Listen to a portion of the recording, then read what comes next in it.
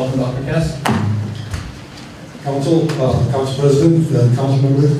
I'm here once again to talk about regaining public control of the Albuquerque Police Department.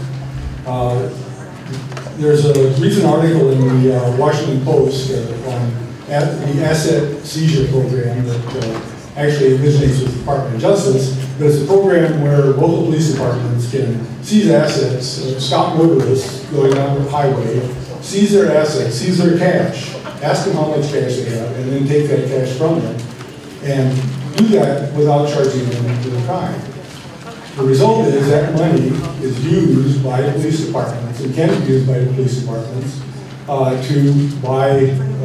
to circumvent the budget process and to essentially remove control of the police budget from the hands of elected officials where it should be.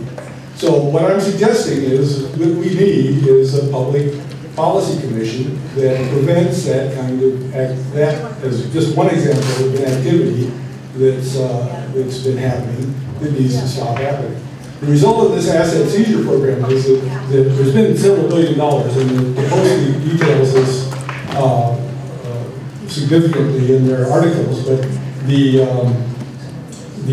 former director, it seems like you have to get out of the Department of Justice before you see the light here. But the former director of the asset seizure program, Brad Cates, said that the spending identified by the Post suggests police are using equitable sharing, that's in the program, as a free-floating slush fund. Cates, who oversaw the program from which in Justice from 1985 to 1999, said it has enabled police to sidestep the traditional budget process in which elected leaders create law enforcement spending priorities. I'm suggesting that we return that to the public, and that we have a public commission that controls how the police spend their budget, not the police themselves. Thank you. Thank you, Dr. Cass. Nora Anaya, Don Schrader, Art Tannenbaum, and Connie Jew. Welcome, Ms. Anaya. Thank you, President Ken Sanchez and Council. In 2 minutes, you can hardly say a word. It's unbelievable. We went up to Santa Fe at one point, and they gave us 10 minutes. So less people are speaking, and every time you cut us off. So I have a spiel to say. I'll probably save it for the next time, but I do have a start here. Why has the city and/or the Mayor Barry not acted concerning Robert Perry's writing off tens of thousands of dollars? And this is taxpayer money. This is about the fiasco on the golf courses. They have the money, but they won't spend it. That doesn't make sense when the money comes out of the taxpayer. That is not allowed to write off. It had to go to the governing body, which is the council. I have so many questions to ask, but not enough time to ask them, and not any feedback from you. And why has the mayor not held them, the golf courses, liable? Anybody else would have been fired, written up. Rob Perry instead got a raise of $30,000. That makes no sense at all. Manny Aragon got put in prison, and Rob Perry is still doing whatever he does to do wrongdoings or spending money uselessly, frivolously. Thank you. Good afternoon, President Sanchez, members of the City Council. My name is Connie Jew. I'm the Executive Director of City Council 18. Last Friday, the 2nd Judicial District Court reaffirmed that the City of Albuquerque cannot impose collective bargaining contracts. The City was enjoined from implementing any and all of the changes in the terms and conditions on the contracts that were imposed on ASME Local 1888, Local 624, and 2962, which was imposed on September 12th. Judge Alan Malott took an unprecedented step to order settlement facilitation between the administration and the 3 local unions that cover 4 contracts. The parties have 90 days from the date of Friday's order to meet and try to resolve the items in dispute.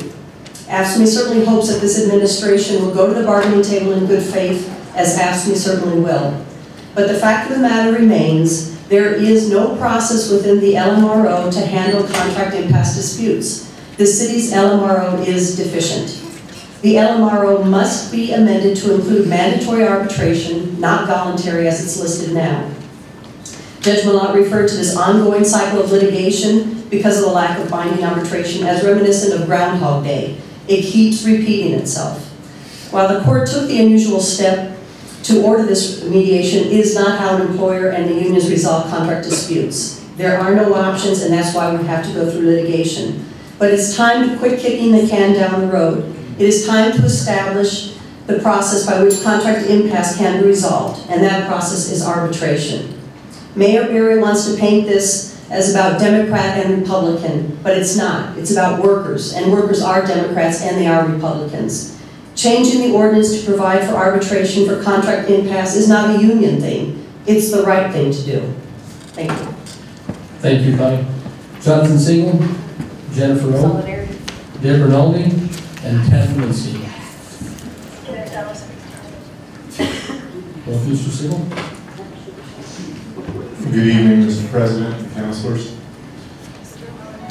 I was stopped on the street by a police officer last Friday. A little surprised, and I said, "What can I do for you?" He said, "I just came over to tell you that I urge you to sit on the next police oversight board." I was fairly surprised at that. I said, "Why?" He said, "Because when you served before, you asked difficult questions. You asked the hardest possible questions, and you made it real oversight. I hope you'll serve again," he said. I said, "I'm not sure. I'm interested in the subject. I'm reasonably well versed. But according to the recently passed ordinance, there are problems that may give me pause," I told the officer. "If a citizen files a complaint, there will be no hearing for the citizen. The citizen will not have a say in the complaint that they have. This is exactly contrary to what DOJ asked you to do in revising the ordinance, and it's a real shame. Furthermore, the press cannot even follow what it is that the oversight group would do, what their process is, and the basis for them making their decisions. Good cops want their behavior proven by good oversight. They don't shy away from it, they request it, and it substantiates why they are good officers. And I would ask you today to consider adjusting the ordinance you just passed to allow citizens to give input when they make complaints, and as well to make other minor adjustments to the appeals process and other minor matters. I think that these things would take a good ordinance that you've already worked on a lot and make it a truly excellent ordinance.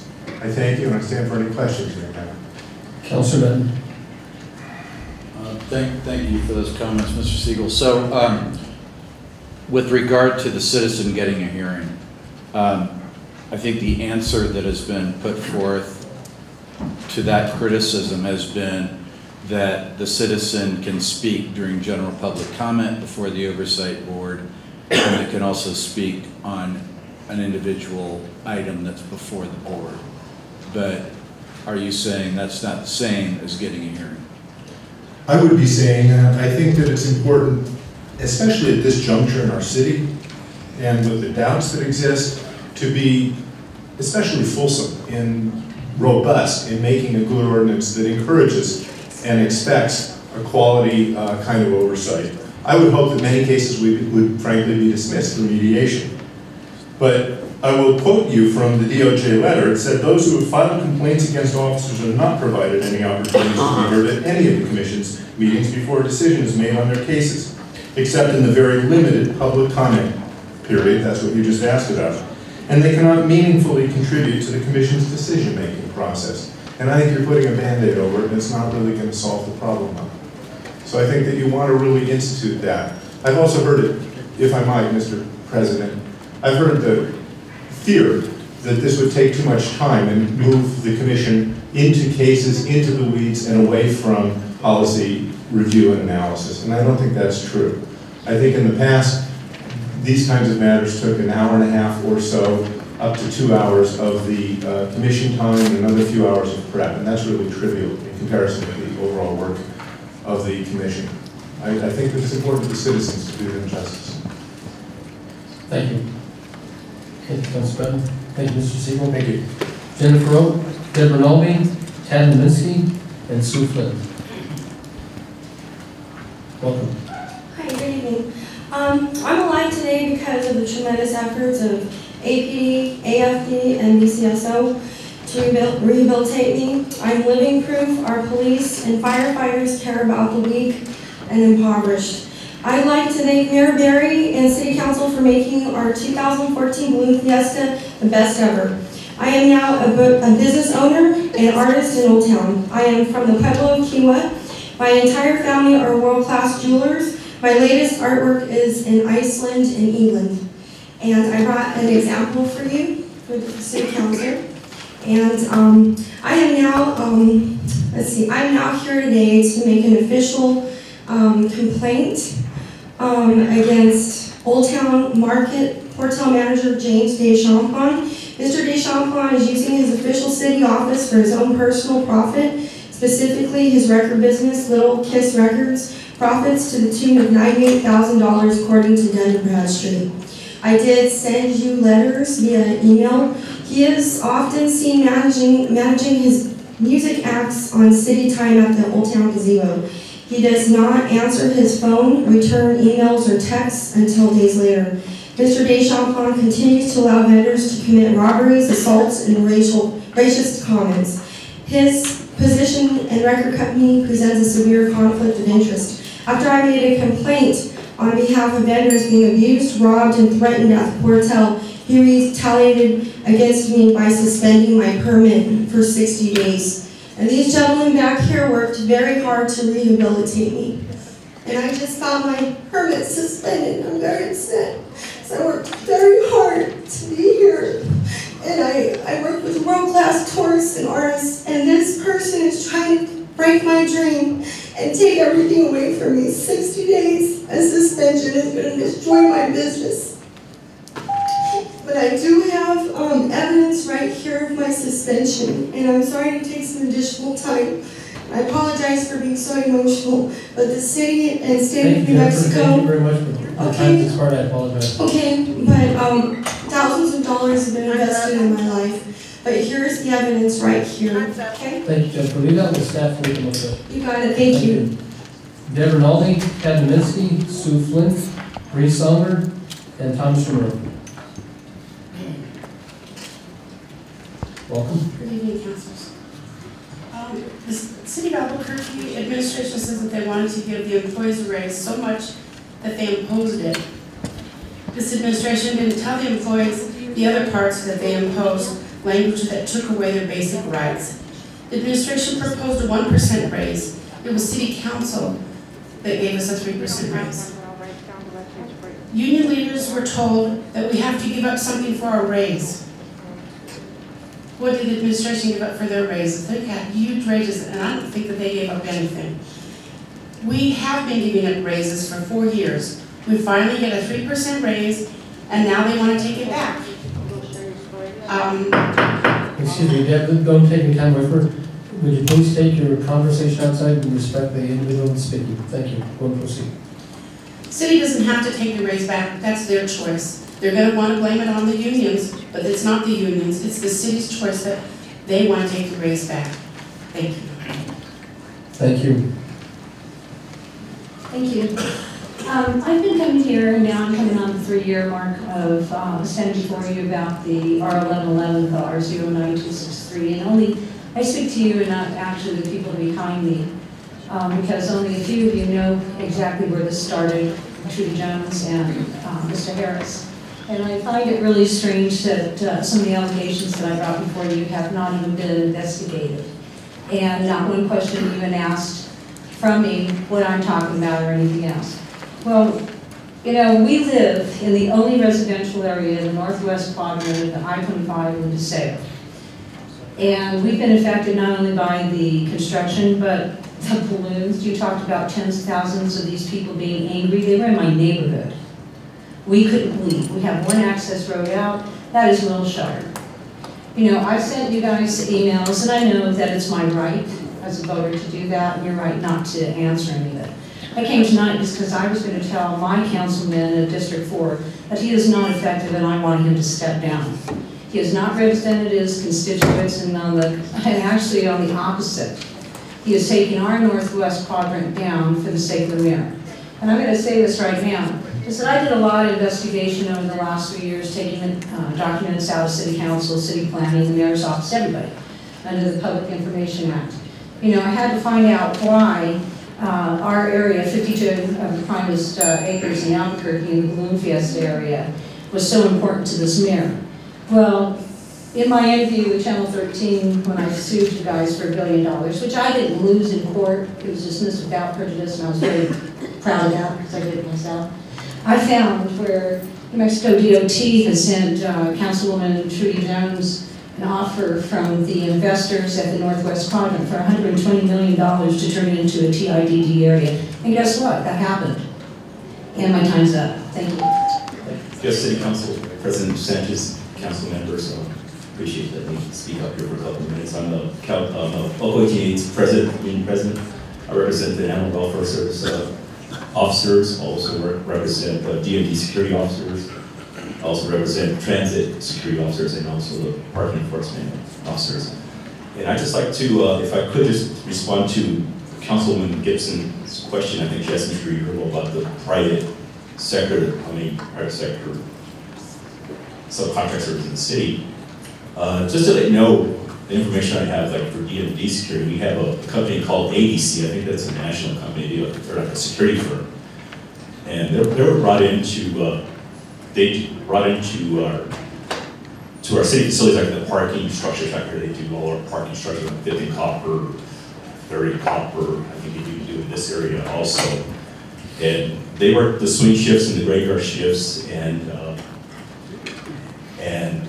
I think that's why some of our union members and our non-members are afraid, because these private contractors are coming in to take our jobs, because our numbers have dropped over the last few years. You know, since Mark Shepard took over this unit, I think we used to have like 100 some security officers in DMV, and I think we're down to we're bidding 69 positions tomorrow on our semi-new bid tomorrow.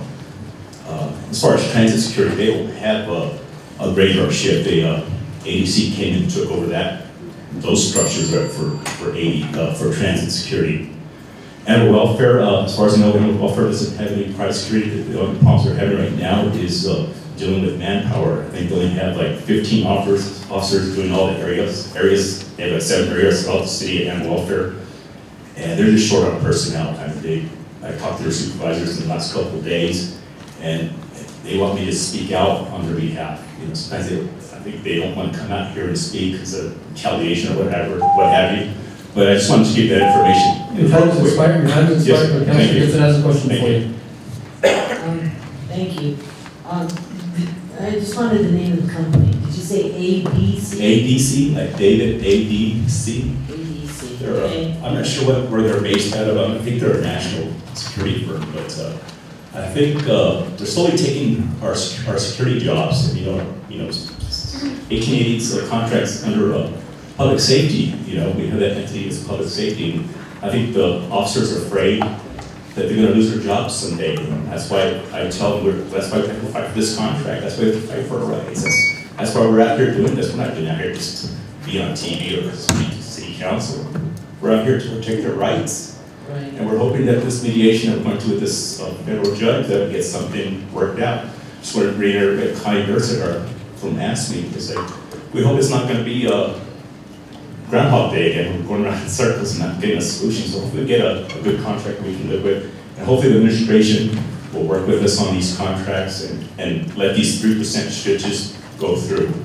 And those furloughs should not be an issue with our contract anymore. They shouldn't be bringing that stuff up. We're bidding tomorrow. If they bring it up, I'll let you guys know.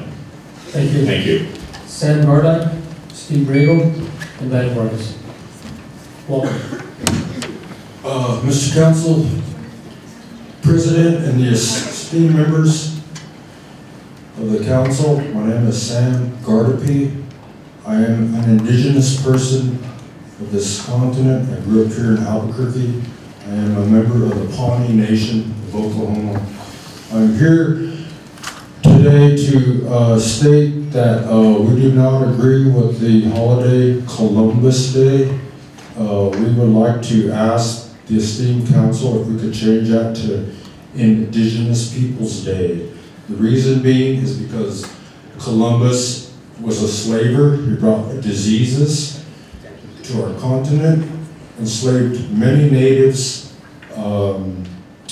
as well as devastated a whole population of a race of people who were in this country many centuries before he even came here. And we would like to honor Native people throughout the country.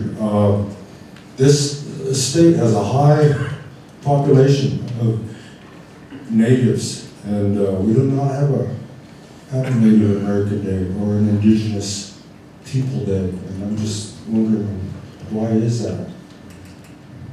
So I would just like to ask that you look in your hearts and minds and see if you can relate. You know, a lot of you are Hispanic origin, and I think you can understand what I'm talking about. So, thank you very much. Thank you, Senator. Steve Grable, Diane Vargas, Caden Rocker, and Gloria Rebar. Council President, my name is Steve Grable. I'm retiring from City Hall. As you heard, the judge gave the employees back everything that Mayor Barry and Mr. Perry stole. But that's the thing, is it's not going to solve the problem. The problem is that this ordinance is outdated. There is no resolution to the ordinance. That ordinance is 44 years old. It was the first ordinance of the city of Albuquerque, and it was created to solve the problems then. Like everything, things changed for the better. You can think of it as the horse and buggy compared to the car. I mean, at one time, the horse and buggy was the main source of transportation. It was economic, environmentally safe, but it had two flaws. It didn't get you anywhere very quick, and it left a pile of crap when it did. And this is the issue with this ordinance. This ordinance does not solve the problem. And when we use it, it leaves a big old mess. And that's what we're dealing with year after year after year. So the bottom line is, it comes down to this. Are you tired of cleaning up the crap? So the ordinance needs to change. And the only way you're going to do that is if you model it after the state and create a resolution. Thank you. Thank you, Mr. Grable. Diane Vargas, Caden Rocker, Gloria Rebar. Welcome. Hi there. I went to the ABP for the ABQ, another campaign, another PR campaign to try and solve our city's problems. They said that they were going to keep a scorecard and indicators. Well, a good indicator, if you could pass it on to the mayors that were last in everything. This is a poor state. We live like we're a third world. People from Mexico are flooding back to their borders. It's just a fact. I'm just saying. It's sort of like your 2014 goals forum where you had all of your city security surrounding us and asking for our opinion. That was very intimidating, and it was lawless. It was as lawless as the mayor. And that's the truth. I talked to him today, even shook his hand. And we are making progress because I didn't end up in jail for doing so. ADC, everybody that's come before this is a breakdown of a little bit of people.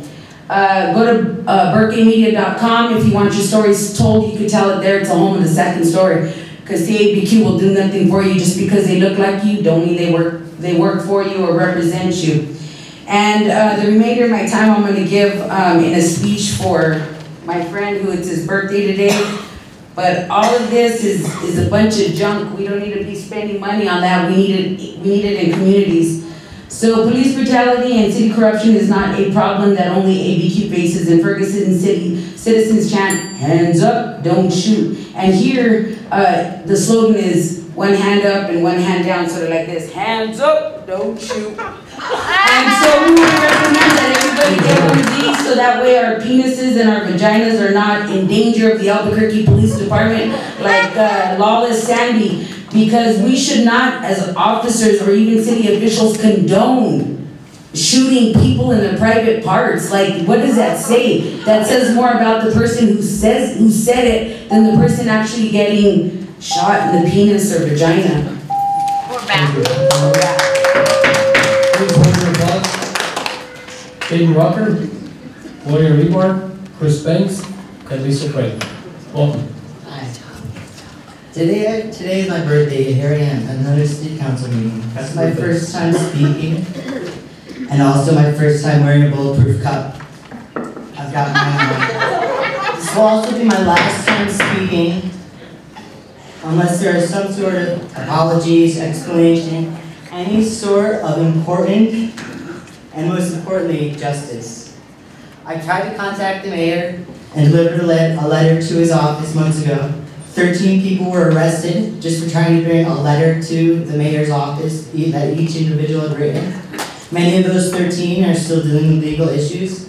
I still have not heard back from the mayor. So I stand here today on my birthday wearing a bulletproof cup, asking for at least some sort of apology from any public official in this room, any city councilor. I don't see Chief Eden here. Is he here? Chief Eden. Please address the council. Okay. Even Mr. Perry, I don't know if he counts council because he's behind the wall that you guys have put up here. But I don't think he ever listens because he's either too intoxicated, too busy on your phone, or too busy swinging around in your chair. I've seen it on tape. Well, the citizens who are paying your salary talk a lot about their concerns with APD and wanting justice. There will be no peace until there is justice. For those who have been brutalized, harassed, abused, or had their rights violated by APD. So I ask, is there any public official who is willing to speak about the police brutality and city corruption that exists in Albuquerque? Anyone willing to offer an apologies to those who have had a loved one murdered by APD? This has been going on for far too long. Is there any public official willing to respond to the community's cries for justice? Obviously the mayor isn't, because he's never here. I've attended quite a few city council meetings, but my time's up. Thanks for a great birthday. Thank you. Lawyer Rebor, please go. Great hold your applause. This is your first morning. Yes, I'm here to request that the second Monday in October be designated Indigenous Peoples Day. The City Council in Seattle just did it. I have a short history lesson for y'all. Following his first voyage, Columbus was appointed Viceroy and Governor of the West Indies. This entailed the administration of all of the colonies within the island of Hispaniola. In 1499, accusations of tyranny and incompetence had reached the court in Spain. Queen Isabella and King Ferdinand responded by removing him from office. He was replaced by Francisco de Pablito, who was immediately met with complaints about all three Columbus brothers. A 48-page report was found in 2006 in Spain's archives.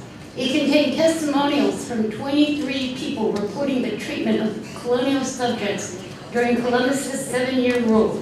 He regularly used torture and mutilation to govern Hispaniola.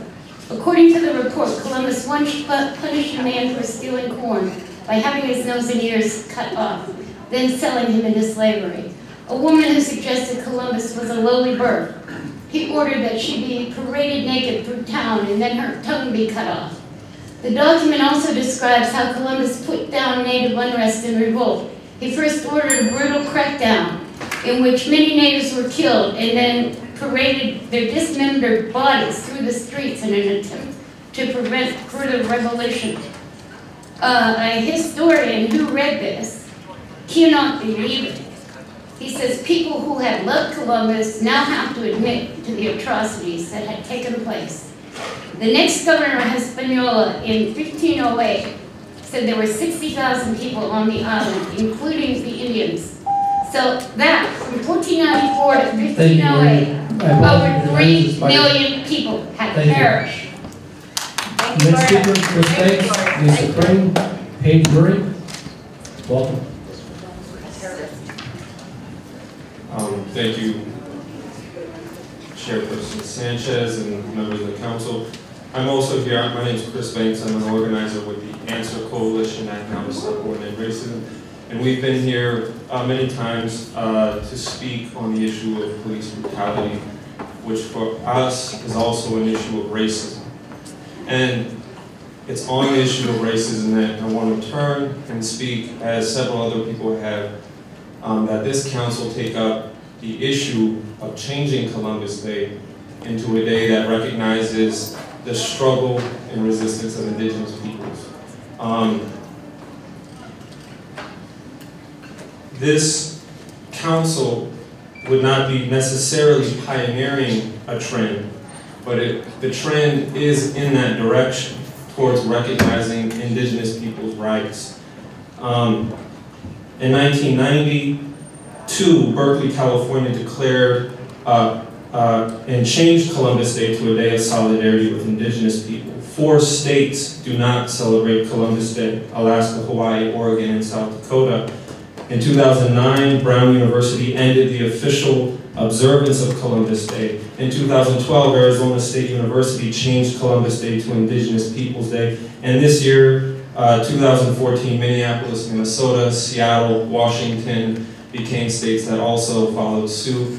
This council has an opportunity to take the most symbolic of steps when the most marginalized in New Mexico, the native population, the minimum this council could do is become an advocate for taking that step to recognize the justified resistance of native peoples in an environment where people's rights are continually denied. As, and this is the last thing I'll say, on August 2nd, those 2 Navajo men were killed, which was only possible in a climate of racism. Thank you. Thank you, Mr. Banks. Lisa Crane, Paige Murray. I'm Lisa Crane, and I'm also with the Answer Coalition, and also here to ask that Albuquerque follow the trend and replace Columbus Day with an Indigenous Peoples Day. When Christopher Columbus sailed, he was on a true capitalist mission, a quest for free or cheap resources and labor. And he found what he was looking for. And he took what he found, regarding those people and resources as rightfully belonging to him, to be used however he wished. He did not concern himself with the lives in the communities his actions destroyed. The relevance to us now is that Columbus-style missions are still going on today. Today's Columbuses are General Motors, Apple, Microsoft, oil companies, and coal companies. Like Columbus, these companies search the globe for cheap labor and resources. They hold their successful acquisition of cheap resources above all else. Like Columbus, it doesn't matter one bit to these corporations when lives, communities, and the environment are decimated as a result of their profit-motivated actions. It doesn't matter to General Motors that Detroit had become a city that depended on them, and when they abandoned it, they left behind a city with massive social, financial, and environmental problems. GM felt no loyalty to Detroit. It doesn't matter to the mining corporations that they are polluting the Navajo Nation and damaging the health of the people. For them, that's not counted as a cost of business. Society bears the cost.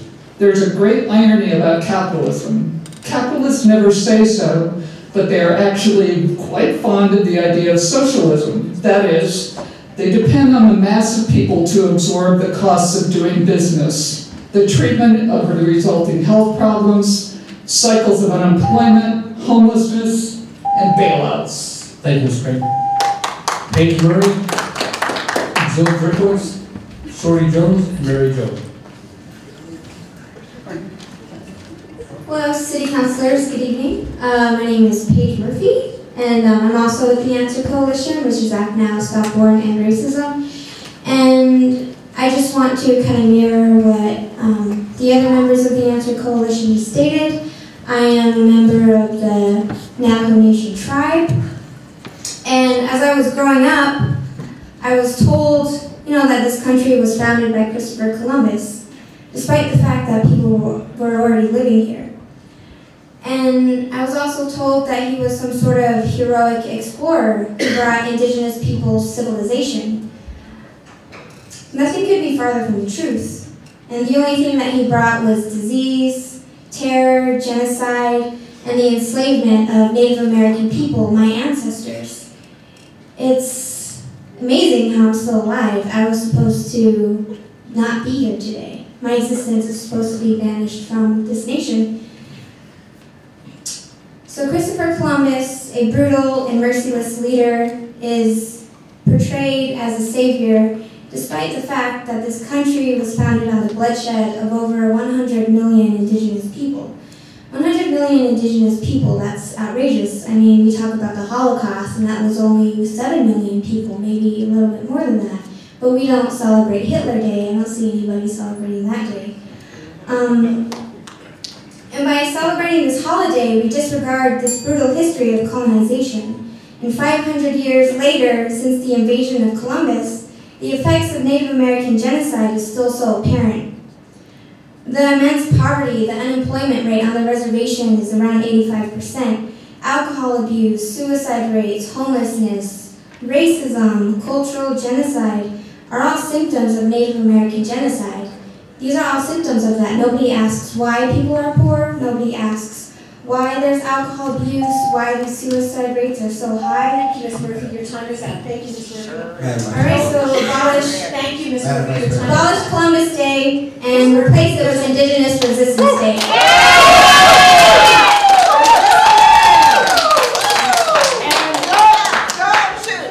Ladies and gentlemen, let me remind you, the rules of this court or this room say no outbursts and no applause.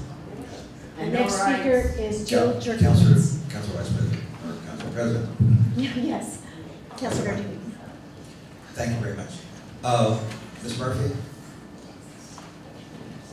I'd like to extend an invitation to my office or wherever you'd like to meet and discuss the issue specifically and see what things we can come up with and be creative about it. Thank you so much. I appreciate your generosity. Okay, thank you. Again, please hold your line. Jill, go proceed. Welcome. Good evening, my name is Jill Yurkevich. I would like to address the issue of changing the observance of Columbus Day to Indigenous Resistance Day. As a middle school teacher of Indigenous youth in Albuquerque, I ask you to please consider them first and foremost regarding the abolition of this egregious holiday. My students are bright, creative, intelligent individuals who have the capacity as our future to make this city, our state, our country great if given the chance. But day to day, I see all they go through. The daily struggles of Indigenous youth are none to be dismissed. From blatant racism, internalized hate, substance abuse, violence, and poverty, all of which have been perpetuated by a system that does not recognize their worth. An integral part of our Native Studies program revolves around their Indigenous values. They are mastery, independence, belonging, and generosity. Why should my students be asked to celebrate a man who represents the complete opposite? Why not instead commemorate a people who have, beyond all forms of oppression, beyond mass genocide, have persevered? Treaties among treaties broken, government agencies consistently letting them down. Isn't it a time to give them something back? Be a government that our children and our people can believe in. Please change Columbus Day to Indigenous People Day. Thank you. Thank you, Mr. Timmons. This is your second warning. Any further warnings I will have removed from the chambers. Shorty Jones, followed by Mary Jo. President Sanchez, it's Shorty Jones, by the way. Councilman Gardino, I salute you for once again reaching out to the public and inviting Paige Murphy. I also am a member of the Answer Coalition. Part of our name is to end racism. And I too, as a child, was taught 1492, Columbus sailed the ocean blue. In 1492, the people of North America, the indigenous people of North America, welcomed a group of drunken sailors to their shores who came in, took everything that they owned, took their land, put them into slavery, took them back to the old world, and claimed they had discovered something which had already existed for probably 100,000 years when the land bridge existed from Asia to North America. So I here also am to ask the council to consider changing this travesty of a holiday, Columbus Day, to Indigenous Peoples Day. Because every year, while we're celebrating that an Italian explorer came to this shore and quote-unquote discovered this country and exploited its people and its resources for themselves, we are sticking a knife into the backs of all these native people who still live here. And as my comrade mentioned earlier, native people to this day suffer all kinds of things that happen to them, like the native men who were recently killed in the field. So by taking away Columbus Day and declaring it National Indigenous Peoples Day, the council can take this up and they can create an atmosphere where this is no longer the case. And so I hope you will consider this. Thank you again, Councilman Gardenia. Thank you, Ms. Jones. Mary Jo, and the last speaker will be Robert Young. Welcome, Mary. Hi, good evening. I'm here tonight to ask for the real mayor to please stand up. Will the real mayor please stand up? I have searched high and low to no avail. If I could talk to the real mayor, I would say, when is justice coming? Why do you hide? Why do you arrest us when we seek to speak with you? Mr. Mayor, you have failed us. You have failed my 3 children who are now fatherless because of your inaction with police killings. That is our prosperity. Do you guys like that picture of Rob Perry with all the miniatures?